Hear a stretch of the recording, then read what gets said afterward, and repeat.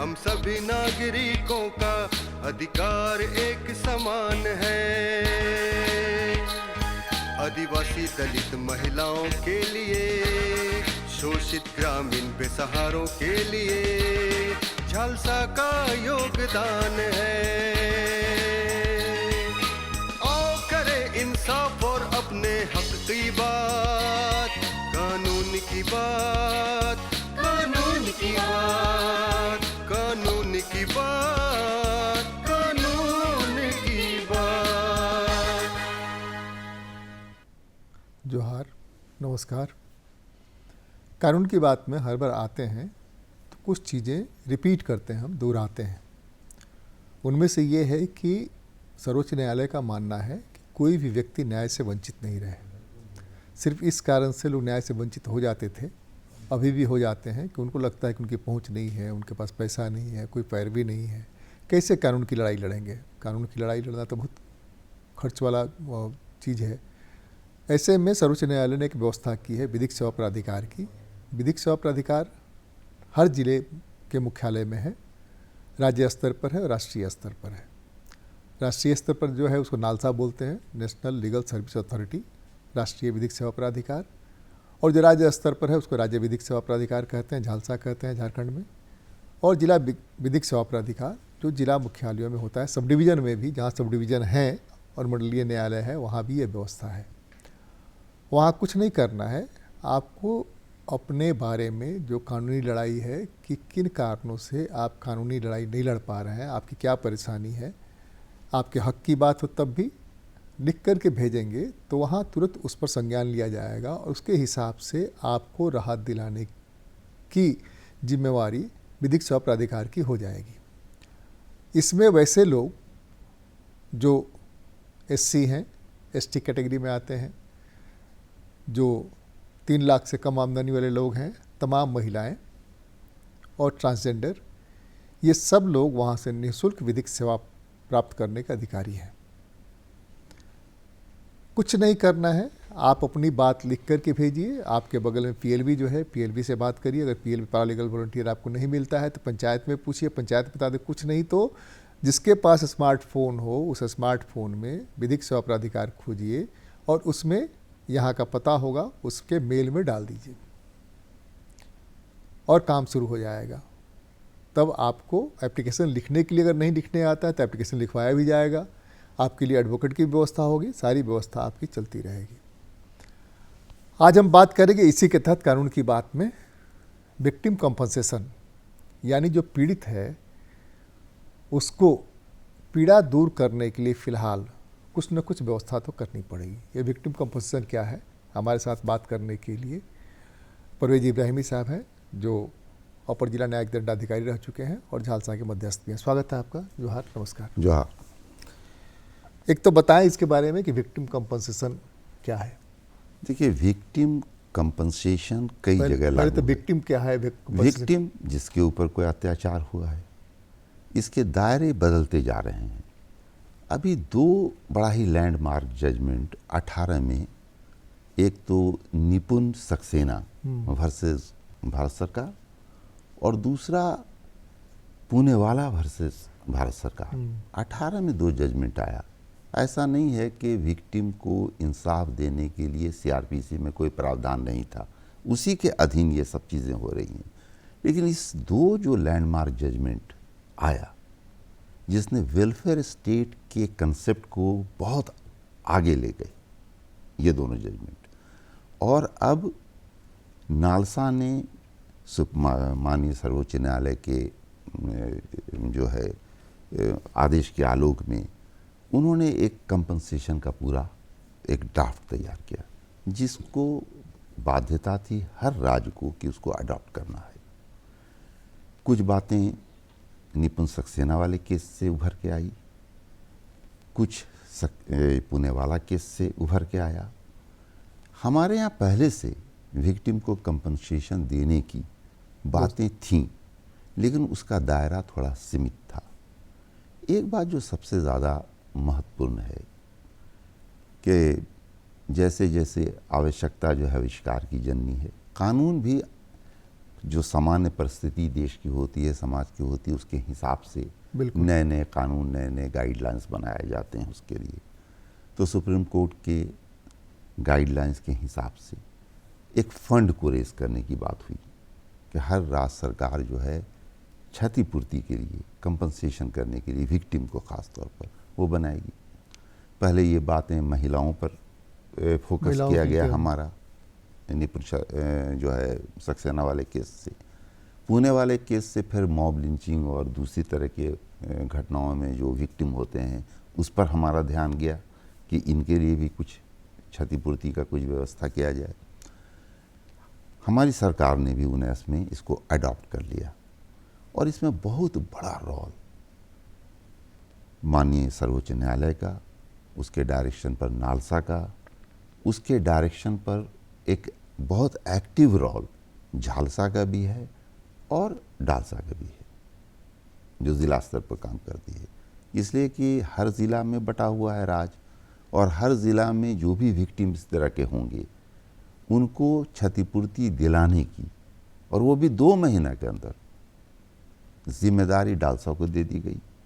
Fund जो है वो डायरेक्टर प्रोसिक्यूशन स्टेट के पास रहेगा, स्टेट वो फंड क्रिएट करेगी।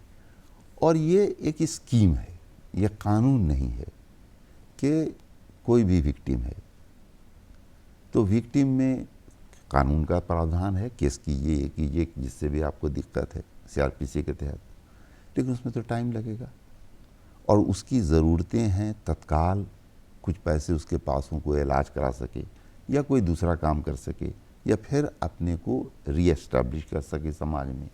तो इसके लिए सरकार ने इस तरह का फंड का इंतज़ाम किया और इस तरह की व्यवस्था की कि डालसा के पास अगर ये चला गया मामला तो उनको 2 महीने के अंदर जांच करके तुरंत फैसले लेने हैं कि इनको किस ट्यून में। अब वो भी एक फिक्स्ड अमाउंट नहीं रखा, इसलिए कि जो एट्रोसिटीज़ हुआ है, विक्टिम जो है, कोई ज़रूरी उसकी डेंसिटी क्या है, उसकी डेंसिटी क्या है, कितना संवेदनशील मामला है। दिक्कत है कि वेलफेयर स्टेट के रूप में तो हम कामयाब हो गए हैं, माननीय सर्वोच्च न्यायालय के गाइडलाइंस के हिसाब से चीज़ें भी हो रही हैं। ये जो हमारा डालसा नालसा ये सब जो हैं, ये बहुत हद तक पब्लिक तक पहुंचने में भी कामयाब हुए हैं। लेकिन जहां रूल ऑफ लॉ की बात होती है, कानून की बात होती है, वहां पर हम कुछ कमज़ोर पड़ते जा रहे हैं। क्राइम ज़्यादा हो रहा है और सज़ाएं कम होती जा रही हैं। अब यहाँ पर भी सिर्फ एक न्यायालय तो है नहीं, न्यायालय के साथ प्रोसिक्यूशन भी है, उसकी भी अहम भूमिका है इसमें। उसके साथ पुलिस जो व्यवस्था है, हमारी प्रशासनिक व्यवस्था है, उसकी भी बहुत अहम भूमिका है। आमतौर पर तो ये होता है बहुत सारे मामलों में पुलिस पहुंचती ही नहीं गवाही देने, इसीलिए कह रहे हैं, या गवाही देने में आती है तो इनकार कर देती है कि नहीं हम इनकार कर देती है। और जो हमारा एक गाइडिंग प्रिंसिपल रहा है जुडिशरी का कि जस्टिस डिलेड जस्टिस डिनाइड, तो मोस्टली हम जो भी गंभीर मामले आते हैं वो किसी न किसी कारण से, चाहे वो पुलिस प्रशासन की कमी से हो, इन्वेस्टिगेशन सही से नहीं हुआ हो, या जो प्रोसिक्यूशन जो है उसके थोड़ा लेथार्जीपन से हो, जैसे भी हो, न्यायालय को भी मुश्किल हो जाता है तत्काल कुछ जजमेंट देना, तो काफ़ी लंबा समय। तो हम जहाँ पर लोगों को विक्टिम कंपनसेशन दे रहे हैं ताकि वो फिर से समाज में सर उठा करके जी सके अगर वो जीवित रह गए हैं। बहुत बार केस हम देखते हैं कि लोग मार देते हैं, रेप भी किया, मारा भी, ब्रूटलिटी भी कर दिया, तो अब तो उसको जजमेंट आप क्या देंगे, सज़ा ही दे सकते हैं कल्प्रिट को। बहुत सारे केसेस में ऐसा है कि रेप हुआ, उसके साथ कुछ और भी बातें हो गई, कोई प्रेग्नेंट हो गई, तो एक रेंज बना दिया गया कि 7 लाख से 10 लाख इस केस में मिलेगा, 5 लाख से 4 लाख से 7 लाख इस केस में मिलेगा। और छोटे छोटे अमाउंट्स भी हैं जो अब जैसे मोटर व्हीकल एक्ट में है, मोटर व्हीकल एक्ट में जो कंपनसेशन मिलता है वो इससे अलग है। नहीं, फ्रेम एक बना फ्रेम बना फ्रेम बना दिया, फ्रेम वहाँ भी फ्रेम बना हुआ है, यहाँ भी फ्रेम बना हुआ है। अब इसमें देखिए कि मैंने ये आप नहीं कह सकते कि नहीं भैया आपके लिए तो ये व्यवस्था नहीं है इसलिए हम नहीं, इसमें नहीं। से खींच खांच करके दे रहे हैं। सबसे बड़ी चीज़ है कि जब जजमेंट होगा, कल्प्रिट को अगर जेल भी हो गया उसको क्या मिला? तो पीड़ित को क्या विक्टिम को क्या मिला? विक्टिम किस तरह से, क्या सिर्फ इस बात से कि वो जेल चला गया या उसको सज़ा हो गई, उसकी जिम्मेदारी समाज की तो ख़त्म नहीं हो जाती है, देश की जिम्मेदारी ख़त्म नहीं हो जाती है, उसकी अपनी जिम्मेदारियां जो हैं अपने परिवार को चलाने का या अपने को स्वस्थ रखने का, वो जिम्मेदारी तो ख़त्म नहीं हो जाती है। तो कहीं ना कहीं हमको कुछ फाइनेंशियल सपोर्ट देने की ज़रूरत है, लीगल सपोर्ट देने की ज़रूरत है, जो डालसा कर रही है बहुत खूबसूरती के साथ। सुप्रीम कोर्ट भी विजिलेंट है, चूँकि वो तो गार्जियन है देश का कि सब संविधान के हिसाब से हो रहा है कि नहीं। लेकिन न्यायालय भी हमारी, जिसके बारे में हमने कहा कि प्रोसिक्यूशन वो उतना मुस्तैद नहीं है, या फिर पुलिस प्रशासन अगर उतना मुस्तैद नहीं है तो डिले काफ़ी हो जाता है जजमेंट देने में। तो ये एक वेलफेयर स्टेट का जो हमारा कंसेप्ट था उसको तो बहुत हद तक, नई व्यवस्था जो बनी न्याय संहिता और ये दूसरा वाला सीआरपीसी को बदल करके और आईपीसी को बदल करके, उसके बदलने से कोई फर्क पड़ा क्या? टाइम बाउंडिंग हुआ क्या? एक बात, आप अच्छे से अच्छी बातें कर लीजिए, सुविचार आप प्रकट कर दीजिए, कानून धरती पर अच्छे से अच्छा बना लीजिए, लेकिन जब तक लोग उसका अनुपालन नहीं करेंगे या लोग उसका अनुपालन नहीं कराएंगे, तब तक क्या लगता है कि स्टैट्यूट बुक से किसी का भला हो जाएगा? अगर होना रहता तो बहुत आप पहले हो गया देखिए रहता। कि न्यायालय में 20-20 बरस के बाद जजमेंट आता है कि ये बाइज्जत बरी कर दिए गए।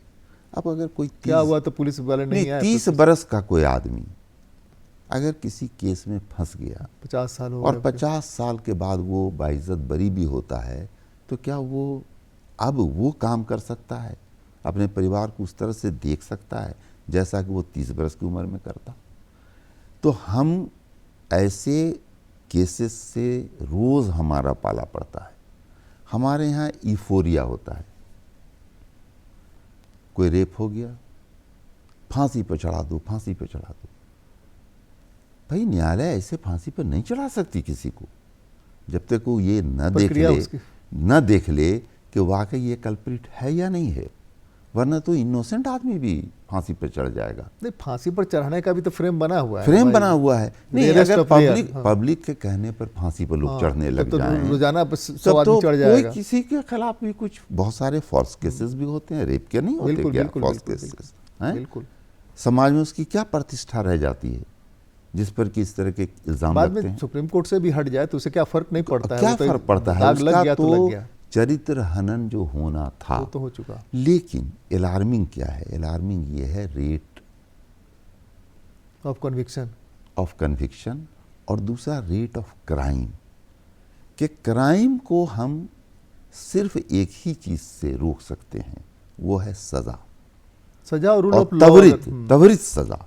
इसलिए कि गलती आपने किया और अगर आप स्कॉट फ्री हैं तो फिर वो जिस तरह का समाज बनेगा वहाँ आपको क्षतिपूर्ति दे करके संतोष तो कर लेना पड़ेगा, लेकिन आप उसको ये डिग्निफाइड लाइफ को, जो एक आदमी का, एक सिटीजन का हक है, राइट है, एक डिग्निफाइड लाइफ वो लीड करे, या एक महिला जिसको कि हम शब्दों से तो बहुत ज़्यादा सम्मान देते हैं, देवी तक बताते हैं, महिमा मंडित करते हैं, लेकिन क्या उसका इम्पैक्ट उसके व्यवहारिक जीवन पर भी पड़ रहा है? क्या वो सम्मान उसको वहाँ मिल रहा है?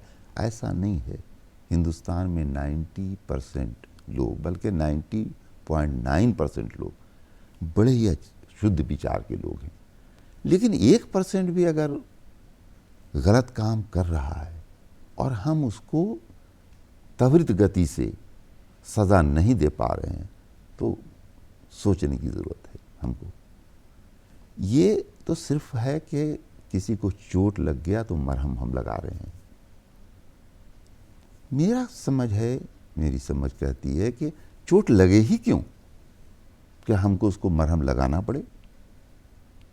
पहली कोशिश तो हमारी होनी चाहिए कि किसी को चोट नहीं लगे। अब आप देखिए समाज में क्या हो रहा है, रेप हो रहा है, सामूहिक रेप हो जा रहा है, मर्डर हो जा रहा है। नहीं, एक चीज़ हम आपको ये करना चाहते हैं, जोड़ना चाहते हैं ताकि आप बात को आगे बढ़ाइए। पुरी में या भुवनेश्वर में मैंने देखा पुलिस के रोल के बारे में, आप जहाँ हैं वहाँ नहीं, और भोपाल में भी 2 जगह, कि आप मूव करते रहिए, पुलिस आएगी, साइरन बजाते हुए निकल जाएगी और सादे वेश में पुलिस के लोग खड़े हुए हैं जहाँ तहाँ। तो पुलिस का प्रेजेंस कि हम हैं, वो सारे लोग जो घूम रहे हैं, वो जो पर्यटक हैं या आम आदमी है, उसको एक संबल भी मिला और दूसरे की जो क्राइम करने वाला है उसको यह डर भी हुआ कि रूल ऑफ लॉ जो है यहाँ हम तोड़ेंगे तो हमारे साथ क्या होगा।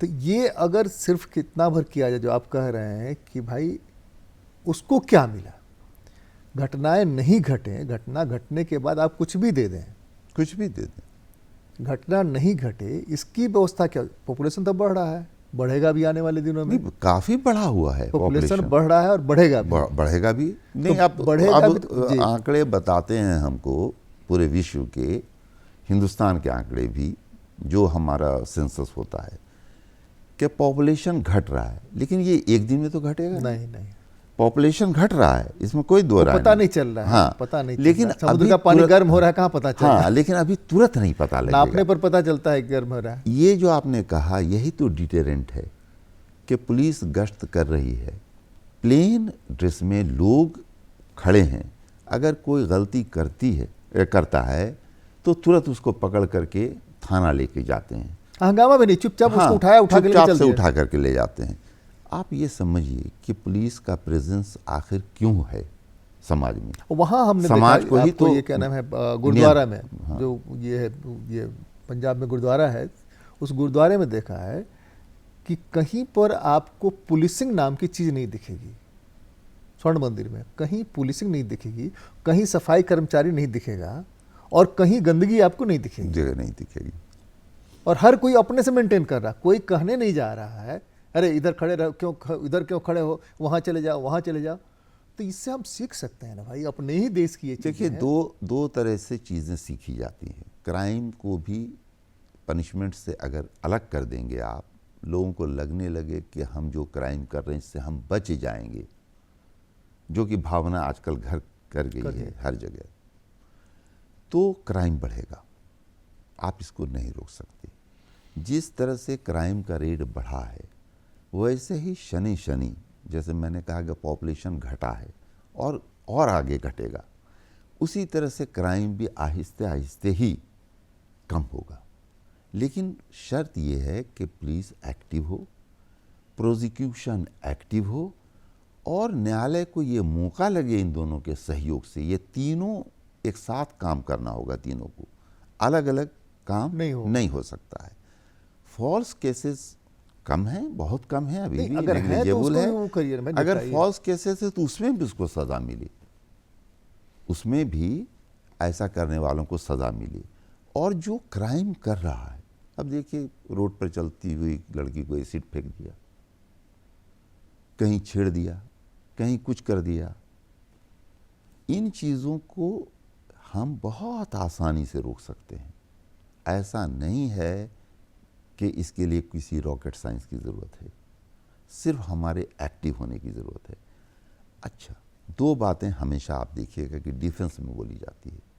पहली बात है, न्यायालय में इतना केस है कि उतने केस है क्यों, इतना किसने डाल दिया नहीं, इतना केस है क्यों? बिल्कुल, बिल्कुल। इसका मतलब है कि निचले स्तर पर हम कंट्रोल नहीं कर पा रहे हैं, तभी तो केस है।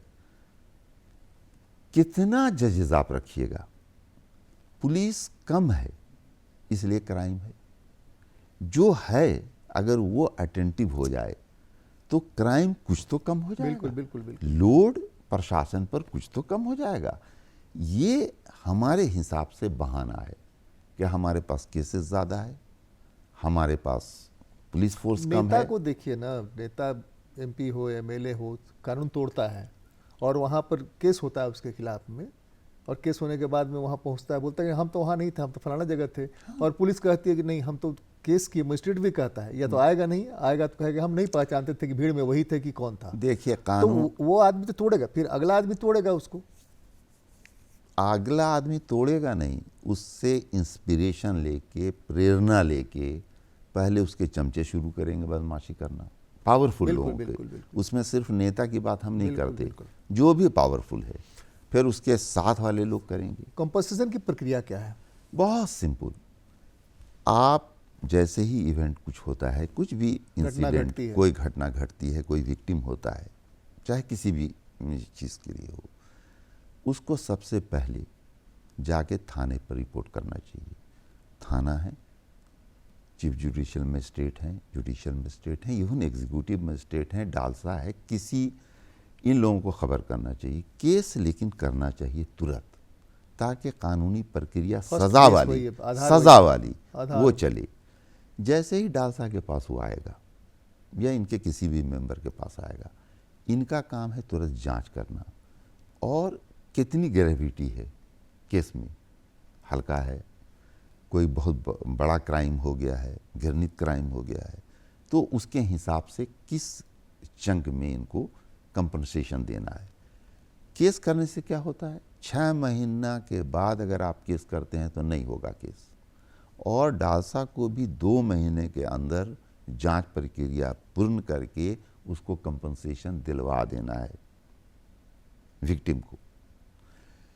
इस बीच में 6 महीना के बाद अगर, तो फिर न्यायिक प्रक्रिया में उसको देखा जाएगा कि किन कारणों से कितना दिन तक ये नहीं 6 महीना तक नहीं, यानी आपको तो 6 महीना तक मौका दिया गया केस करने का, लेकिन जो हमारी संस्थाएं हैं उसको 2 ही महीना दिया गया है कि 2 महीना में, तो हम जब किसी थाना में जाके रिपोर्ट कराएंगे तभी तो कानूनी प्रक्रिया भी सज़ा की शुरू होगी, और तभी विक्टिम कंपनसेशन की बात भी होगी।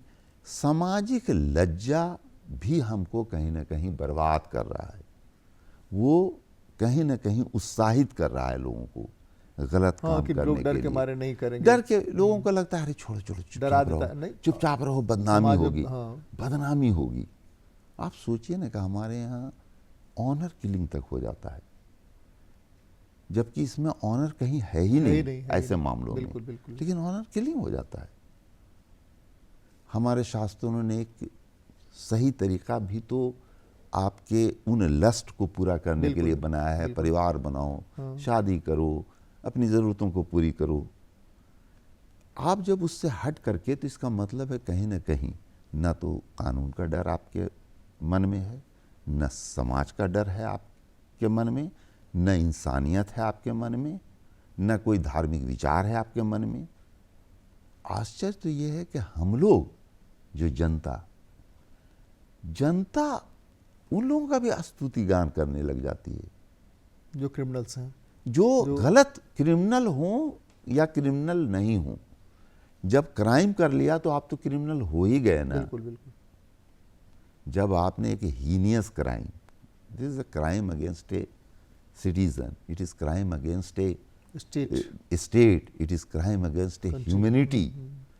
आपने तो क्राइम कर दिया, तो अब क्रिमिनल का और क्या डिफिनेशन होगा, और विक्टिम का और क्या डिफिनेशन होगा। जिसने सफ़र किया, अनड्यू सफरिंग है ये, अकारण उसने सफ़र किया, तो फिर और क्राइम का क्या होता है। लेकिन हम समाज अभी तक ये नहीं समझ पाई कि अगर किसी भी लड़की के साथ ये इस तरह की बातें हो रही हैं, तो भगवान न करे, ईश्वर न करे, अल्लाह न करे, कभी आपके घर में अगर ऐसा हो जाए तब कैसा आपको लगेगा। अगर एक बार मन तब से आपके साथ खड़ा भी कौन होगा, और तब आपके साथ खड़ा भी कौन होगा। खड़े होने वाले भी लोग देखेंगे कि ये शक्तिशाली आदमी ने किया है, बिल्कुल, इसके खिलाफ खड़ा होना मेरे लिए अच्छा नहीं है। कानून से बड़ा कोई नहीं होना चाहिए समाज में। कानून से अगर व्यक्ति बड़ा हो जाता है तो खतरा शुरू हो जाता है उसी वक्त। कानून सर्वोपरि है, लेकिन ये सिर्फ लिखने की चीज़ नहीं है, हमको दिखाना होगा कि कानून सर्वोपरि है, कानून का राज है। न्यायालय में भी ऐसे ऐसे झूठे केस जाते हैं या बनावटी केस जाते हैं, या तिल का जिसको ताड़ कहते हैं, मामूली से झगड़े को भी लोग सनका देता है, ये इल्ज़ाम लगा दो, वो इल्ज़ाम लगा दो, वो इल्ज़ाम लगा दो। जैसे देखते हैं मैट्रिमोनियल मामले में भी, शादी ब्याह में, तलाक उलाक के मामले में, मामला एक मामूली सा सिविल के साथ में रहना है या नहीं रहना है, यही है। लेकिन आप देखिएगा कि तरह तरह का डॉरी केस, मारपीट का केस, फलां का केस, जमाना, तरह तरह के केसेस आ जाते हैं सामने। तो आपने तो उलझा दिया, खुद को भी उलझाया और साथ में न्यायालय को भी उलझा दिया। तो न्यायालय के पास फुर्सत कहाँ होगी? इसमें थोड़ा सा इसी से जुड़ी हुई एक बात मैं बता रहा हूँ कि पहले कानून की देवी के आँख पे पट्टी थी, अब तो वो पट्टी भी खुल गई है, तो उससे कुछ फर्क पड़ना चाहिए ना। देखिए, कानून के आँख में जो पट्टी है वो थी। पट्टी थी भी और रहनी भी चाहिए। उसका मतलब क्या है? उसका मतलब यह है कि क्रिमिनल को हम देखेंगे नहीं, क्या देखेंगे? उसके क्राइम को देखेंगे। यानी हम कोई भेदभाव नहीं करेंगे। कानून की पट्टी इसीलिए लगी हुई थी आँख पर कि वो ऐसा ना हो कि कोई उसका अपना आ जाए, कोई हित संबंधी का मामला आ जाए, तो उस वक्त न्याय करने में उसको दिक्कत नहीं, हो वो जाए। तो दिया गया है कि आप कह दीजिए कि नहीं भाई हम नहीं करेंगे, हमारा अपना नहीं, वो एक अलग चीज़ है। लेकिन आपसे उम्मीद की जाती है, जैसे आपके बड़े अच्छे प्रेमचंद की कहानी है पंच परमेश्वर,